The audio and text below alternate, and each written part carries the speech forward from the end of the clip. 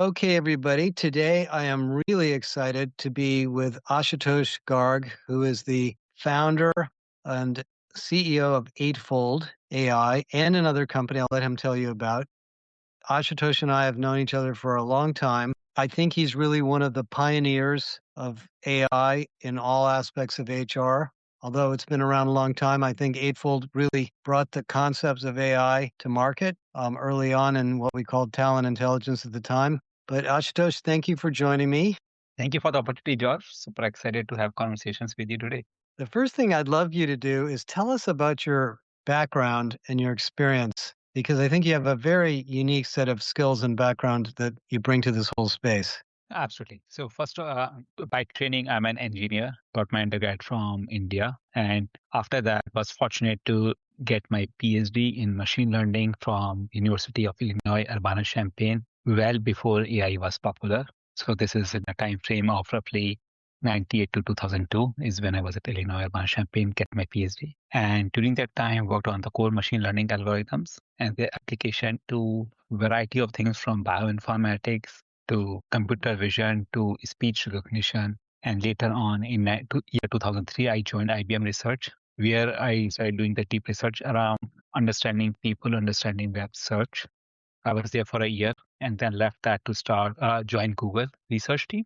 And that is where I ended up spending quite a bit of time in understanding personalization, recommendations, search engines, how to analyze the content, how to understand people's behavior, what they are doing, what they're liking, how do you evaluate them. So my formative years were all around machine learning and applying Mhm. machine learning algorithms to the problems of search, recommendation, personalization.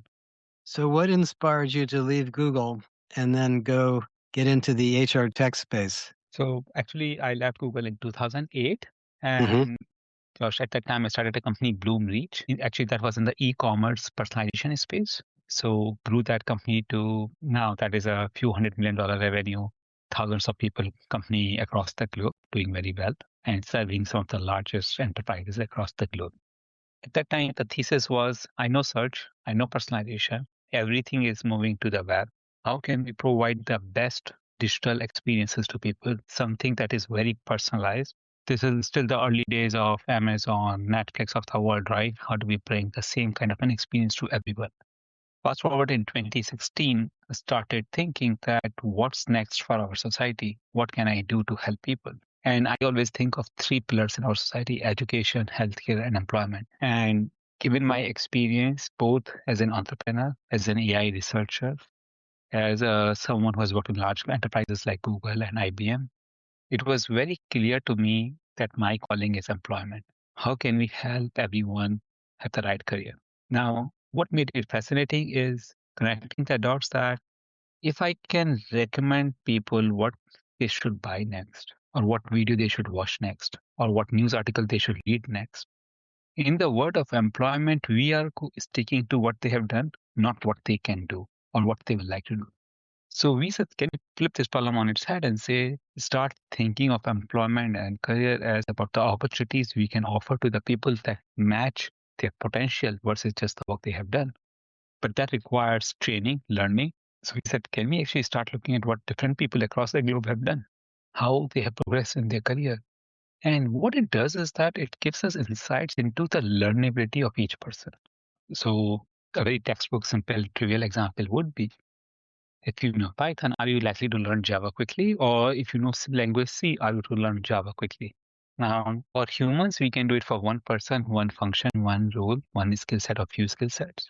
With AI, we can learn across hundreds of millions of people and then do it for pretty much every skill, every role across the world. So that became the foundation of Eightfold. You know, when you first built Eightfold and I first met you, and it was a long time ago, and you described it as the Google of people at the time, as one of the ways to describe it. There are many ways to describe it. And it was this big AI intelligent data system of personal profiles or professional profiles. Did recruiting occur to you as the big use case, or did that come later? Because I know you were always interested in helping people find the right job and find the right career. How did it turn into a recruiting tool or recruiting system? So I would say, thank you, Josh. Right? Two fascinating things. When I started Eightfold, I had no idea about HR. I know. I mean, maybe that was the best of all because you built something that could do so many things. So I didn't even know that there's a concept of applicant tracking system and HRIS. Believe it or not, I didn't even know that there's a company named Workday or there was a company named Taleo. Like I was that oblivious to this space. The thing that I always found ironical was as a hiring manager, anytime I talk to any hiring manager across, no matter which company, every hiring manager was complaining that they cannot find good people. On the other hand, every friend of mine was complaining that they cannot find a good job. And I'm like, something is broken in this process. Then the second thing, again, because of my entrepreneurship experience before that, it was very clear that even when you think of career, you cannot solve this problem at an individual level. You have to really connect them to enterprises who can offer the job. So that led us to start thinking that how can we help people get the right opportunity? So we started talking to the HR leaders, and that naturally gravitated towards recruiting and internal mobility on day one. Whether I'm trying to help people from inside or outside, help me understand who's a great fit, help me see people's potential, help me understand what skills they can quickly learn so that I don't have to just seek outside. I can train and upskill these people. You know, the interesting thing, and I remember vividly when we first met and you came to my house and we spent a lot of time together, you were way ahead of the market in conceiving of the problem and the solution and understanding how AI could be applied because nobody was really even talking about AI very much at the time. And then, you successfully kind of created the category of talent intelligence and really captured I mean, most of the vendors in the market were afraid of Eightfold in the early days. I know that because I talked to so many of them. But now we sort of move ahead into the world where AI is embedded in everything. And we see skills inference or at least inferencing happening on most of the platforms we use all the time.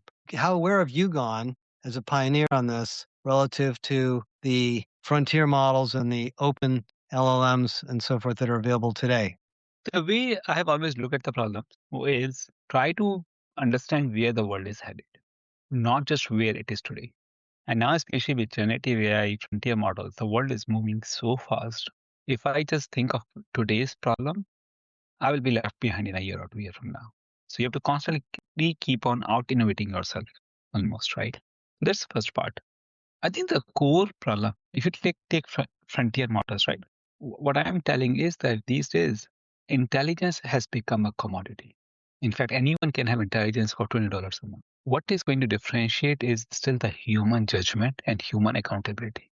What it also means is that the people and talent that means are 10x, 100x, lot more valuable for enterprises going forward than they were even in the past, because their judgment will matter even more.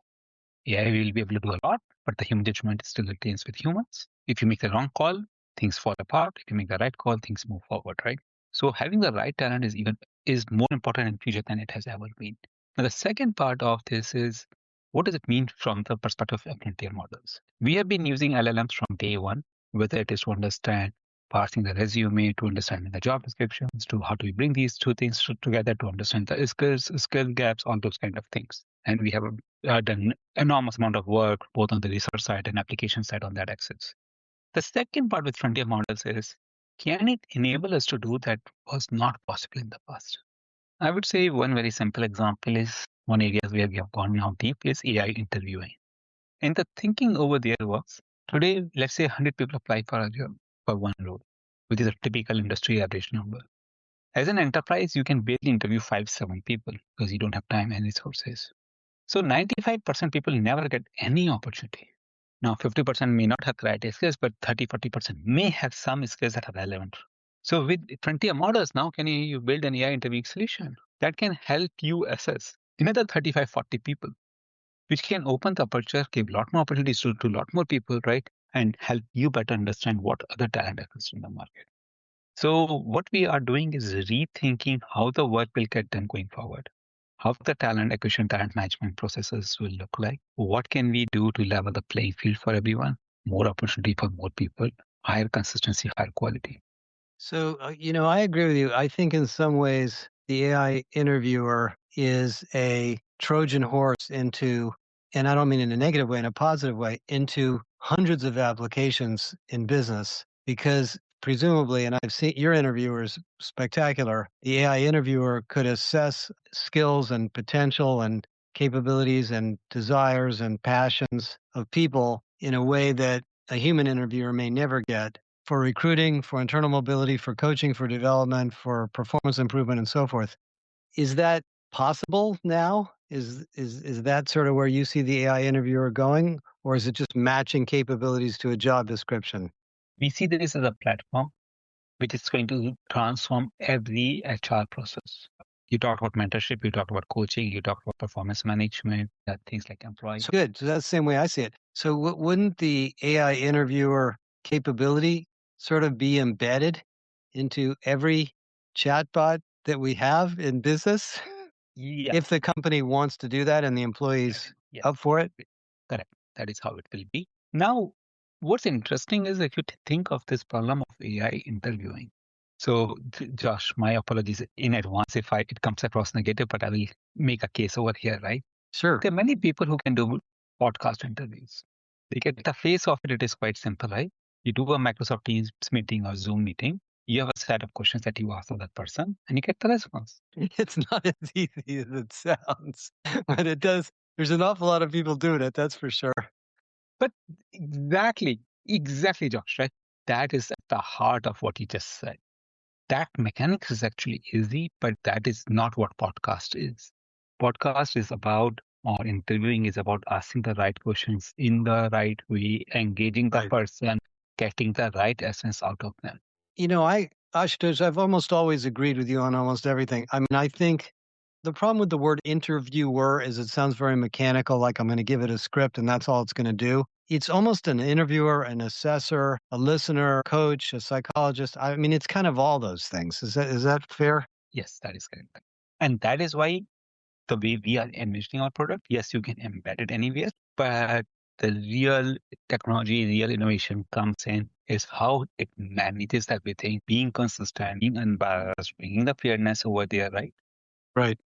Well, and the point you brought up earlier about the fact that the problem with interviewing is you can only interview 10 people when there's 10,000 people applying, whereas the AI interviewer can interview everybody at the same time, and suddenly identify the fact that of these 1,000 people that applied for a job, there's 20 that are highly qualified, but there's also 10 people that are really exceptional for another position that we had open that we didn't even know we were looking for, et cetera. 200%. And the third perspective is, now let's take from the candidate's perspective. Today, if I want to interview someone, I have to do it on a weekday during office hours, take time off from my work. Now I can do it from the comfort of my home at 8 p.m. on Friday, if that is what I want, first and foremost. Then the second thing is, let's say there are two companies. One says that, you know what, you can interview with AI and you will know things within a couple of hours. Other is like, let's connect next week to schedule an interview that might happen 3 weeks from now because the clerk is busy. In one case, you have an offer in hand in 48 hours. In the other case, or 24 hours. In the other case, you're waiting for 2 weeks to even first call to get set up, right? Where are you going to go? Well, plus I mean, I know you guys have probably done this. The interviewer could even come back to the candidate and say, you're a great fit for something a little bit different from what you applied for. Can I talk to you about that before we proceed, et cetera? Well, I agree with you. So that's a massive opportunity. So the point you're basically making for the people listening to the podcast is that all of the AI that Eightfold has built over the last decade can be applied in a much more, in some sense, scalable form through the interviewer to do some of the same amazing things it did before. And other part is the rest of the HR processes become less relevant. Right. You don't have to worry about scheduling interviews, which is a massive pain for enterprise. You don't have to chase hiring managers for interview feedback. Do you think your AI interviewer will be used for performance management by any chance? Have you guys kicked that about? It will be. It will be. Yeah. So let me ask you a question that's on a fairly big topic that you know a lot about. I don't want to talk about the lawsuits, but there is a lot of fear about being interviewed by an AI, being rejected for unknown reasons, where's the data going, et cetera. What do you think, and I think you have many, many published papers on the issues of bias and diversity, which continue to be a huge issue. What do you think AI can do to counteract those fears? Can it explain why it makes decisions? Can it be transparent with candidates as to why they didn't get a job? What is your thinking about all that? No, that's an excellent question, Josh, right? And there are two parts to it. Today, the way we are working with enterprises, the ultimate decision is being made by the enterprise and humans and not AI. AI is a facilitator to get the right information, but the decision whether to hire or not hire, or do a next round or not, is done by the human being. What it has done is that now, as a recruiter, instead of spending 10 hours going through the process, you can, in 15 minutes, you have all the information to make the call. So that is one part. So the fear should So not it's be not a AI. completely blocking process. So it's like you take a SAT exam, right? You get this is your score, this is what you answered. Now, college can decide whether to admit you or not on the human being side, right? So that is how one should think about it. Now, what AI is able to do is bring consistency. It is able to take the bias of the human out from the system. Mhm. We have always talked about, right? Is as a candidate, right? You are human. That moment you're interviewing, what is the mood you are in, and all kind of things, right? The flip side is on the interviewer, right? Interviewer walks in, they crack a joke with you, you like it, and now they're talking to you for an hour. They come in with a bad mood and they want to wrap it up in 10 minutes. And on the other side, as a candidate, you are struggling with all this. Now AI can bring consistency over there. AI can make sure that the right questions are being asked to everyone. With AI now, what we are working on is making sure candidate can see what answers they give. So Okay, that so they you're have working on explainability or transparency. I mean, that would be that would be groundbreaking if that was possible. Slightly different kind of question. You started out as a academic, PhD, worked in R&D, worked in some of the, most renowned research labs in the world, started a company, grew it, started another company. What have you learned about entrepreneurship? And by the way, you started another one we're going to talk about in a minute. I know you. What should high-tech science researchy people know about entrepreneurship and business? What would you like to share? Entrepreneurship is the best way, the most effective way to take your ideas, make them reality. It is the best way to, instead of talking about research and hypothesis, you can go and focus on solving the real problems. Third is, it is also, actually, I'll give you one perspective, right, Josh? Many times people ask me, what is it that a startup is able to succeed while big companies don't? And the key thing is startups see an opportunity that is about to unfold. The market is not there yet, but will happen. Like in our case, in 2016, to your point, no one was thinking about AI. All the incumbents were like, yeah, this is whatever, who cares? That is Workday, Oracle, SAP, right? And we saw the writing on the wall. We are like, this is happening. This is about to happen. So let's just focus over here, right? So entrepreneurship is the best way to make that happen. A big company will never make that. As a small company of 5 people, you go all in and you make it happen. Uh, it's fun. It's hard. It's painful. It's hard, but it is definitely stimulating and enjoyable. Yeah. So, along the lines of entrepreneurship, I guess Eightfold isn't enough for you. You decided to do another one at the same time. Viven, who we use, we are a customer of Viven. We're very excited about it. We get a lot of value out of it. But tell everybody what this new thing is and why it's so exciting. Actually, as I started Viven, I realized that my entire entrepreneurship and research journey has been only about two things. One is machine learning AI, and the second thing is about understanding people, whether it was for disambiguation Two big language, things. whether Google, whether Bloomreach, now Eightfold, right? Whether it was a skills understanding, talent understanding, career understanding, right? So Vivian is really nothing else but can we help each person have their digital counterpart? Can we have AI understand what I have done, why I have done it, knows everything about me, knows everything that I know, and can dramatically increase my efficiency and effectiveness? That is what it is about. Now, I will give you one example of where we are headed as part of this. So we are constantly making it better and advancing more, right? Mhm. And this is more of a consumer example, but still it's relevant, right? Is that let's say there's a digital twin of a college counselor, and they have these students who have signed up with this college counselor. They get to meet the college counselor 1 hour a month. If they can afford it more, maybe 1 hour twice a month. That's it. But at 10 p.m. on Wednesday, as they are panicking, how should they apply? What should they do? Whether they should go on certain path or not, they have no idea who to talk to. If that college counselor's twin is available at that moment, The value addition, the comfort is phenomenal for that student. And the flip side is the value now college counselor can provide to that student has increased multifold. I think this digital twin idea is huge. I think that's a great example. The way we use it is more pragmatic. We've set up Viven in our company. Thank you very much, Ashu, for helping us. And we can find information or ask a person a question when that person is either asleep or on a plane and get the exact answer as if they were right there in the room.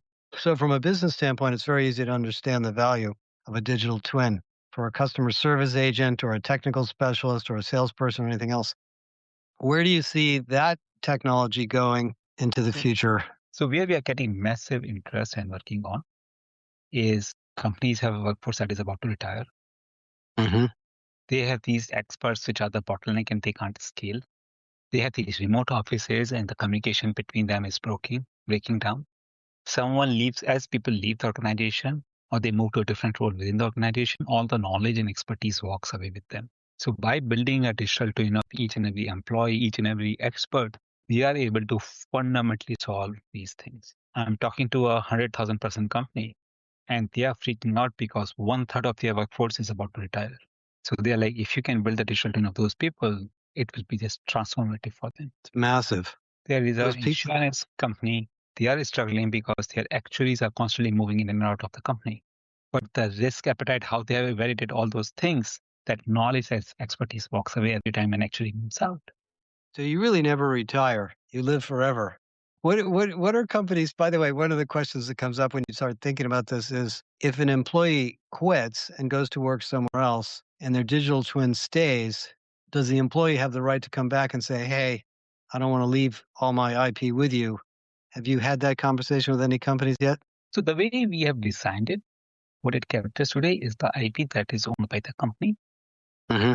And as an employee, you have the right to delete the things that you feel are very personal to So you. you could decide what's personal and what's company owned. Yeah. Well, I think that business is as big or bigger than Eightfold, but we'll see how that goes.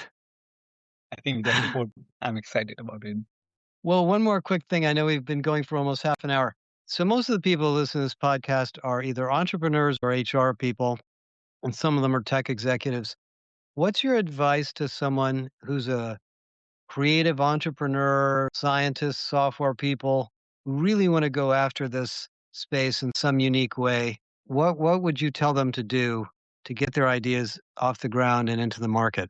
First and foremost, this is a phenomenal space. The impact you can have by helping someone with a better career is so transformative for the society. It's just unimaginable. So it's a phenomenal space to be in. And Josh, even you, the kind of impact you have had in this on this community is massive. The second one is stay close to the ground. Talk to the customers, talk to the prospects, spend time with them. Try to really hone down in understanding what the problems they are facing. But the third and most important, I would say, is also understand the technology. The world we are in, technology is evolving so fast. You really need to be able to understand where this technology is headed. Otherwise, whatever you build, by the time you build it, it will be outdated. That's true. Well, I would agree with you. And I think you guys have done this exceptionally well, is staying very, very close to the customer needs. And at least in HR, it sounds like a big market, but it's really a whole bunch of teeny tiny markets that look big, but they're all different. Ashutosh, thank you for all your partnership over the years and for leading the industry into AI, into the world of AI. Frankly, and on behalf of all of the other people in this space, I want to thank you for that. And thank you for giving us a little bit of insights into what you've been up to and your experience in Eightfold and everything you're doing. Thank you, Josh. Thank you. Thank you for the support. Thank you for the help. And frankly, you have been a phenomenal mentor. So I just can't thank you enough. Bet. Thank you.